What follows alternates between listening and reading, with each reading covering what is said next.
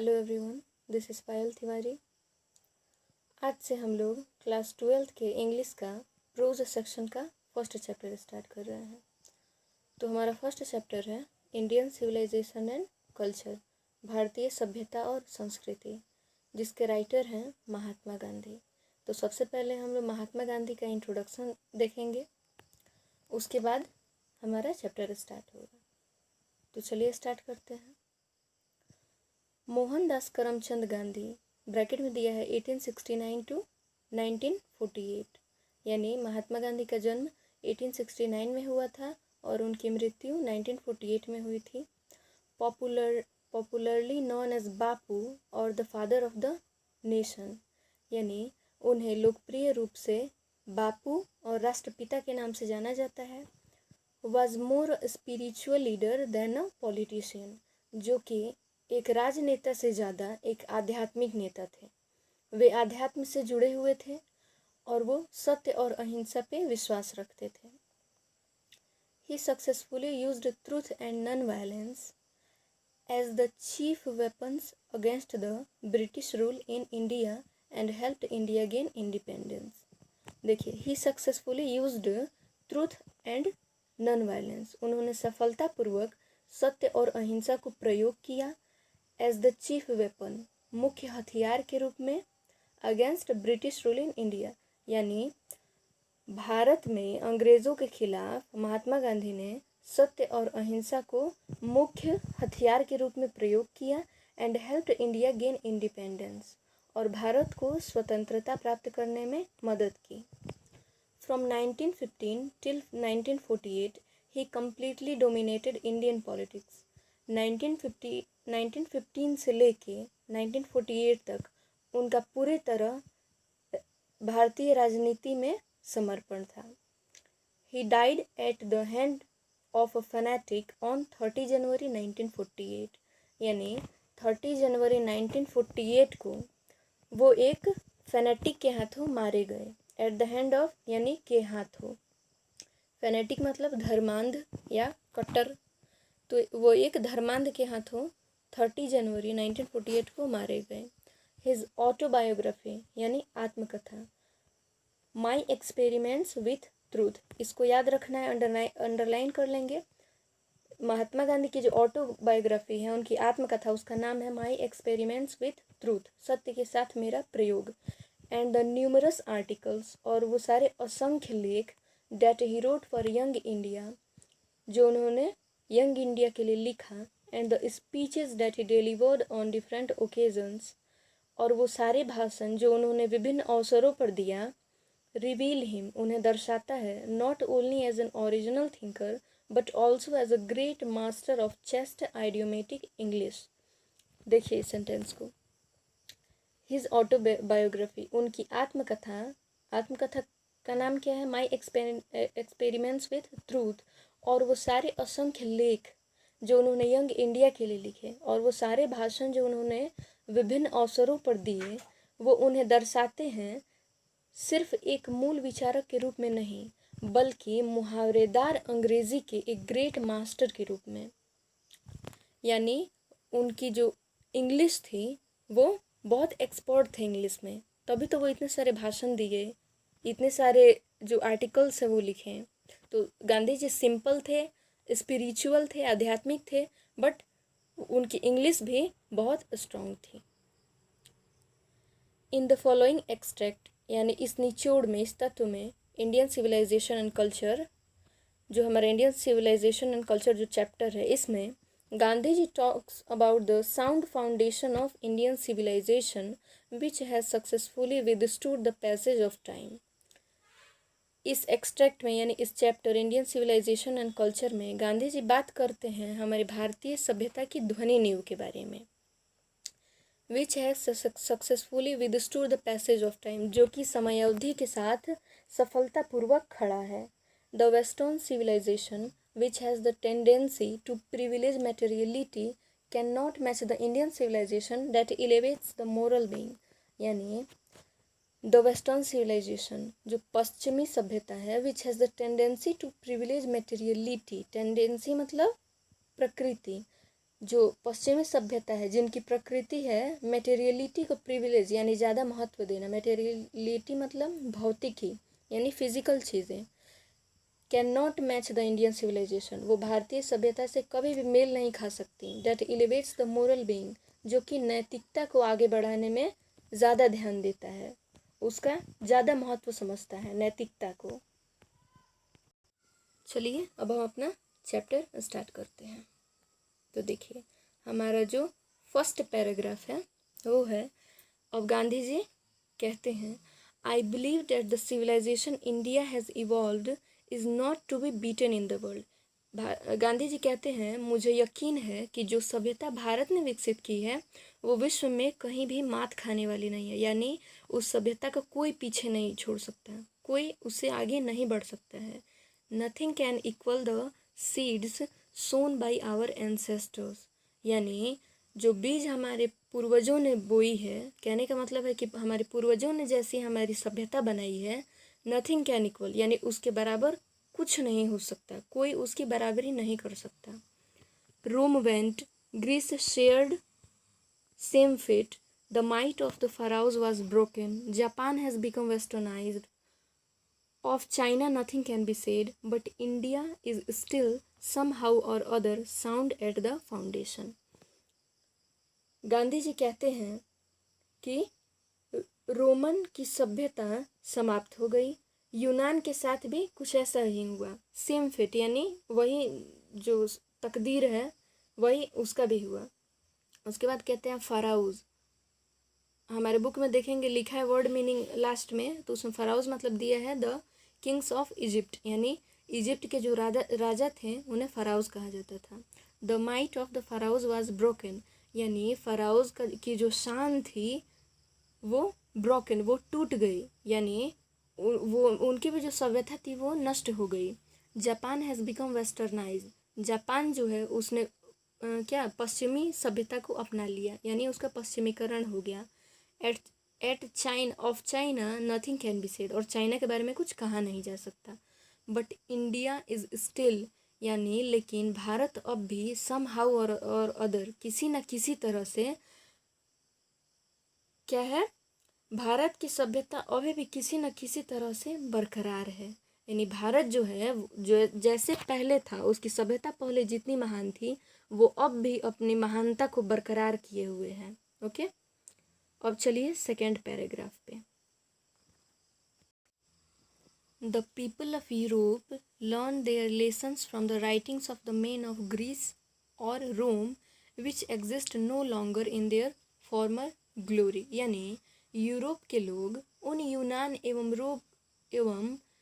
रोम के लोगों के लेख से सीखते हैं जिनका अपूर्व गौरव बाकी नहीं रहा, यानी जो रोम के लोग हैं, जो यूरोप के लोग हैं वो उनके लेखों से सीख रहे हैं जो खुद ही अपनी महानता को खो चुके हैं, अपनी ग्लोरी को खो चुके हैं। अब देखिए, in trying to learn from them, और उनसे सीखने के क्रम में the Europeans imagine that they will avoid the mistakes of Greece and Rome. Such is their pitiable condition. यानी उनसे सीखने के क्रम में यूरोप वासियों को लगता है कि वो लोग उनसे सीख भी लें, और जो गलती रोम और यूनान ने की है जिनकी वजह से उनकी सभ्यता नष्ट हुई है वो दोहराए भी ना। ये है उनकी दयनीय स्थिति। Such is their pitiable condition, यानी वो उनसे सीख रहे हैं जो खुद ही अपनी ग्लोरी खो चुके हैं। चलिए सेकेंड पैरा पे। In the midst of all this India remains immovable and that is her glory, यानी इन सब के बावजूद इंडिया रिमेन्स इमूवेबल, यानी भारत जो है वो अडिग रहा है, and that is her glory, और यह उसकी महानता, उसकी खूबसूरती है। It is a charge against India that her people are so uncivilized, ignorant and stolid that it is not possible to induce them to adopt any changes.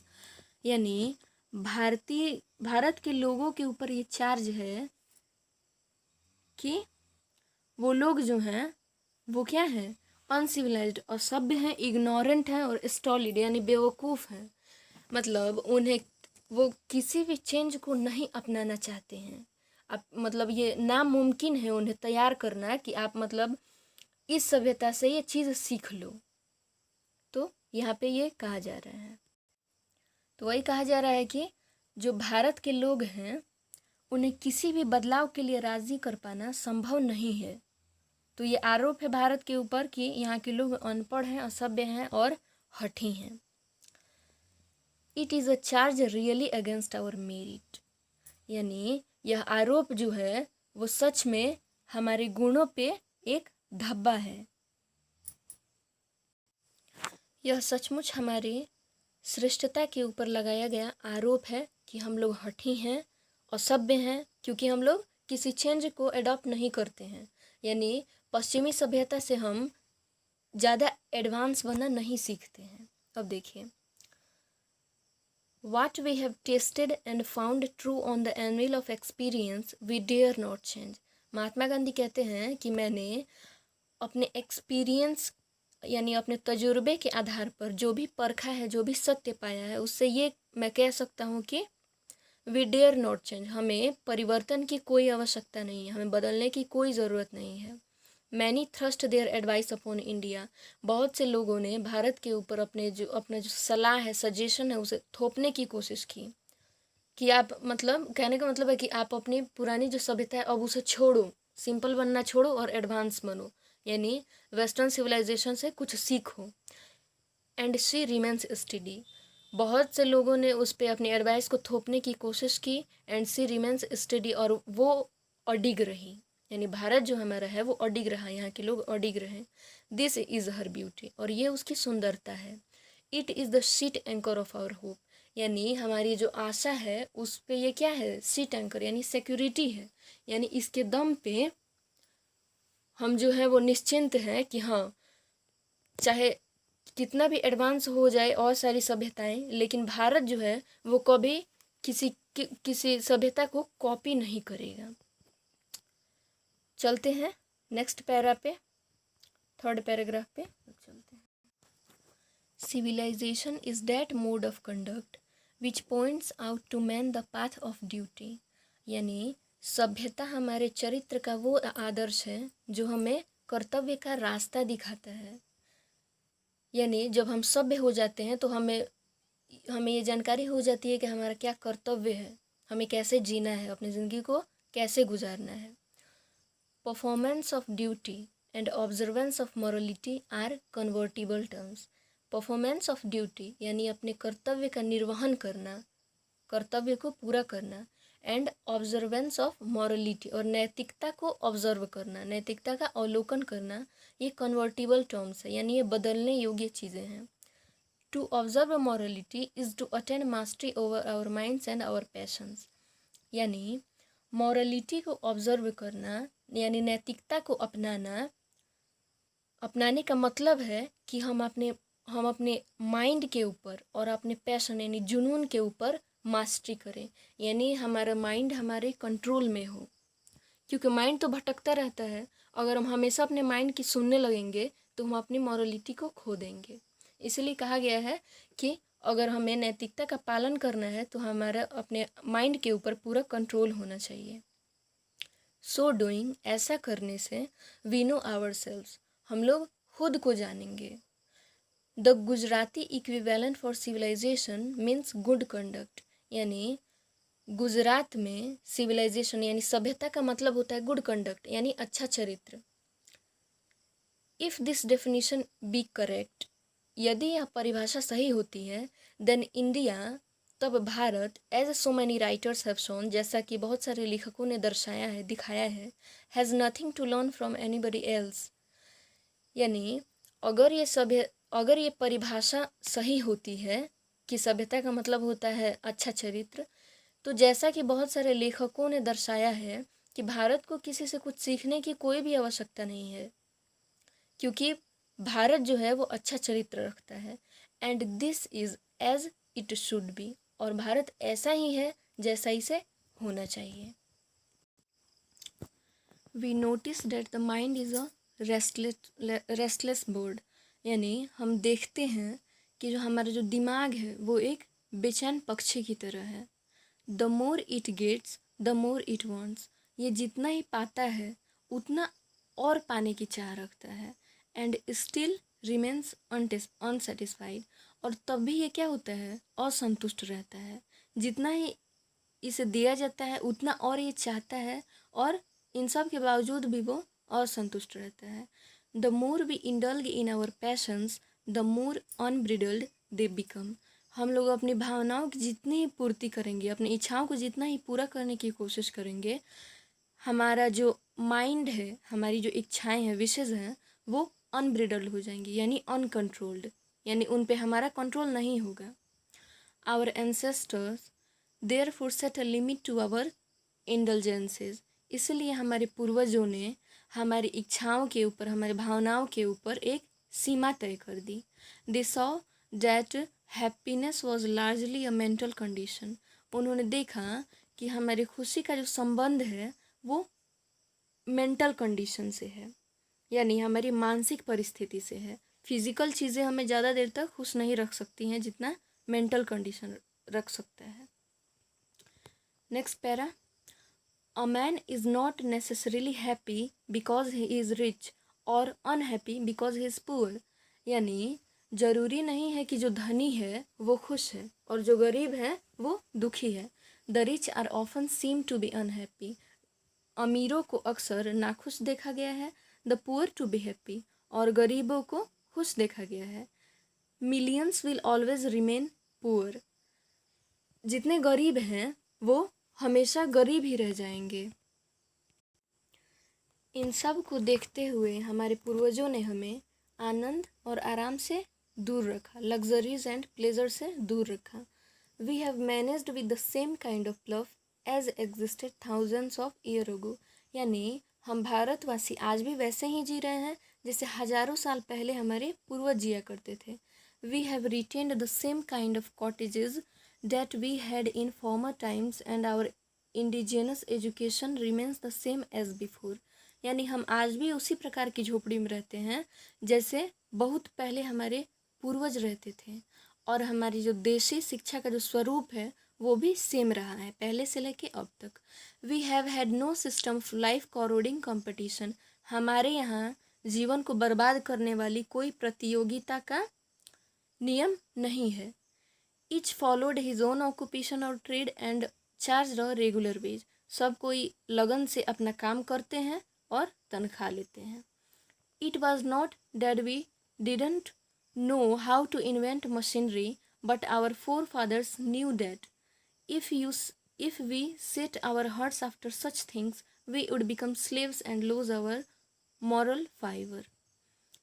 यानी ऐसा नहीं है कि हमारे पूर्वज मशीन्स यानी यंत्र का आविष्कार करना नहीं जानते थे, but our forefathers knew that. लेकिन हमारे पूर्वज ये बात जानते थे कि if we set our heart after such thing, अगर हम मशीनों के पीछे भागेंगे, वी वुड बिकम स्लेव्स, हम लोग मशीनों के गुलाम बन जाएंगे, and lose our moral fibre, और अपनी नैतिकता, अपनी अच्छी आदतों को खो देंगे, चरित्र अपना खो देंगे हम। They therefore, after due deliberation, decided that we should only do what we could with our hands and feet। इसलिए हमारे पूर्वजों ने बहुत विमर्श के बाद ये फैसला लिया कि that we should only do, हमें वही काम करना चाहिए जो हम अपने हाथ पाँव से कर सके। They saw that our real happiness and health consisted in a proper use of our hands and feet. उन्होंने देखा कि हमारी जो सच्ची खुशी है वो हमारे हाथ पाँव के प्रॉपर यूज़ करने में ही है। हमारा जो स्वास्थ्य है, हमारी जो खुशी है वो उसी में है कि हम अपने हाथ पाँव का सही तरह से उपयोग करें, हम अपना काम स्वयं करें, मशीनों पे निर्भर ना रहें। दे further reasoned that large cities were a snare and a useless encumbrance and that people would not be happy in them। यानी आगे उन्होंने ये देखा कि बड़े बड़े शहर जो हैं वो ट्रैप की तरह हैं, स्नेयर की तरह हैं, यानी एक जाल की तरह हैं, फंदे की तरह, और एक बेकार बोझ की तरह हैं। और उसके बाद उन्होंने ये देखा कि हम लोग जो हैं वो शहर में ज़्यादा खुश नहीं रह सकते हैं। That there would be gangs of thieves, robbers, prostitution and vice flourishing in them, and that poor men would be robbed by rich men. They were therefore satisfied with small villages. यानी उन्होंने वहाँ ये भी देखा कि वहाँ चोरों, डाकुओं और वेश्याओं का गिरोह था। यानी शहर में ये सारी जो कमी है वो थी और बुराई वहाँ तेजी से पनप रही थी। अमीर लोग जो है वहाँ गरीबों को ठगते थे। Poor man would be robbed by rich man, यानी जो अमीर लोग थे वो गरीब लोगों को ठगते थे। They were therefore satisfied with small villages, इसलिए हमारे जो पूर्वज थे वो छोटे छोटे गाँवों में ही संतुष्ट रहते थे, खुश रहते थे। They saw that kings and their swords were inferior to the swords of ethics. उन्होंने पाया कि जो राजा है और जो उनकी सैन्य शक्ति है वो नैतिकता के आगे बहुत ही छोटी है। And they therefore held the sovereigns of the earth to be inferior to the rishis and the fakirs. इसलिए उनका मानना था कि इस धरती की जो बादशाहत है ऋषि मुनि एवं फकीरों के सामने कुछ भी नहीं है। यानी हमारे पूर्वज जो थे वो राजा या उनकी सेना से ज़्यादा जो ऋषि मुनि थे हमारे देश के उन्हें ज़्यादा महत्व देते थे। उन्हें लगता था कि ये जो राजा हैं वो ऋषि मुनि के सामने कुछ नहीं है। A nation with a constitution like this, एक ऐसा राष्ट्र जिसकी सभ्यता ऐसी है, जिसका संविधान ऐसा है, is fitter to teach others than to learn from others. यानी उसे दूसरे से सीखने की नहीं बल्कि दूसरों को सिखाने की ज़रूरत है। This nation had courts, lawyers and doctors but they were all with in bounds. यानी इस राष्ट्र में कोर्ट यानी कचहरी भी थे, लॉयर वकील्स भी थे और डॉक्टर्स भी थे, बट ये सारे जो हैं वो एक लिमिट में थे, एक सीमा तक इनका पावर चलता था। Everybody knew that these professions were not particularly superior. सबको पता था कि ये जो भी क्या कहते हैं प्रोफेशन है यानी कोर्ट, लॉयर, डॉक्टर, ये बड़े नहीं थे, यानी जैसा आजकल हम देखते हैं उस टाइप के नहीं थे। Moreover these vakils and vaids did not rob people. और सबसे बड़ी बात यह है कि जो वकील और वैद्य जो थे वो लोगों को लूटते नहीं थे जैसा आज लूट रहे हैं। They were considered people's dependents not their master. यानी उन्हें वो जो हैं लॉयर यानी वकील, डॉक्टर, वैद्य, ये सब जो थे वो मनुष्य पे ही यानी जो आम जनता है उसी पे डिपेंडेंट थे, उन्हीं पे निर्भर थे, उनके मास्टर नहीं थे, यानी उन्हें उतना बड़ा नहीं समझा जाता था। जस्टिस वाज टॉलरेबली फेयर, यानी जो पहले जो हमारा न्याय था वो संतोषजनक था। The ordinary rule was to avoid courts, यानी गांव के जो लोग थे वो कोर्ट कचहरी से बचकर ही रहते थे। They were no touts to lure people into them.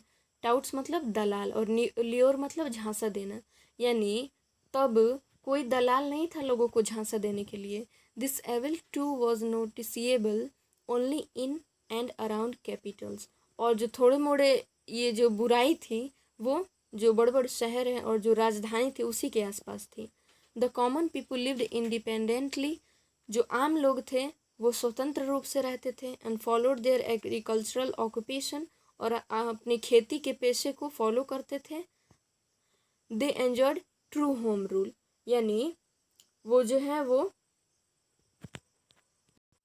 सच्चे स्वशासन का पूर्ण आनंद लेते थे, यानी उन्हें डिपेंडेंट नहीं होना पड़ता था, बिल्कुल फ्री थे। आई होप कि आज हम लोग जितना भी पढ़े हैं आपके समझ में आया होगा। इस चैप्टर का जो बाकी है पैराग्राफ्स वो हम नेक्स्ट वीडियो में पढ़ेंगे। थैंक्स।